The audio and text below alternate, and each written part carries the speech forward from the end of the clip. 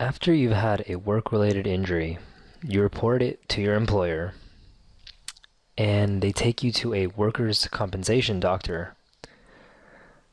That doctor will provide you with a one-page sheet called a work status.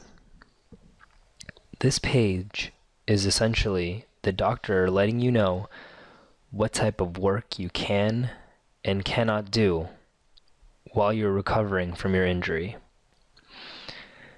It is extremely important to take this work status to your employer right away so that they're aware of your current capabilities and there are no delays in possible benefits owed.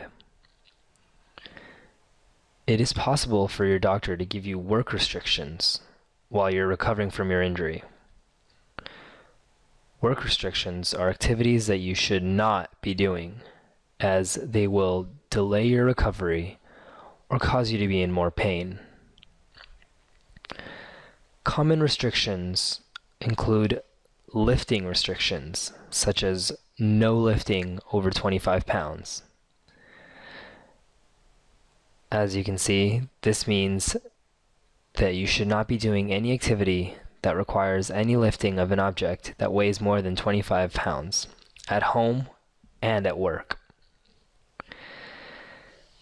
It's important to ensure that your restrictions for your injury are accurately documented on your work status by your doctor. Now, there are 3 different possibilities for your work status. 1. The doctor releases you to work regular duties. He says basically you can go back to work and continue to work while you're recovering. 2. You are released to modified duties, meaning you can essentially do some of your normal job, but not all of it. You need to take this work status to see if your employer has a job temporarily for you to do while you're recovering.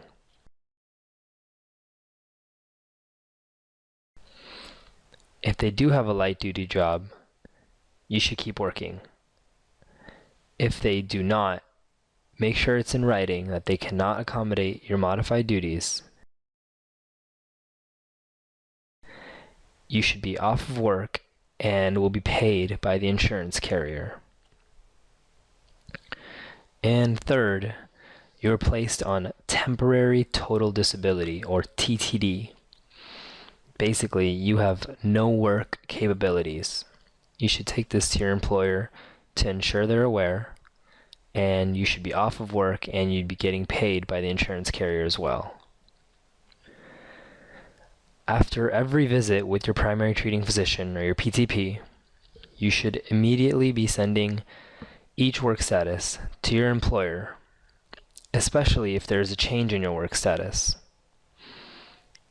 This way, there is no delay in any lost wages owed or any miscommunication on what work, if any, is available to you. If you're placed on modified duties, ensure that any communication regarding whether or not a job is available to you is in writing and dated, because while your employer is trying to determine if work is available to you, you should still be getting paid by the insurance carrier. Finally, your work status from every visit is technically valid for 45 days. Therefore, it's important that you see your PTP at least once every 45 days, if not sooner. And one last thing to note is if you're placed on restrictions or off of work for a prolonged period of time, there is definite possibility that these restrictions will be changed from temporary restrictions to permanent work restrictions at the time of you being deemed permanent and stationary, or PNS. We will dive into this in another video.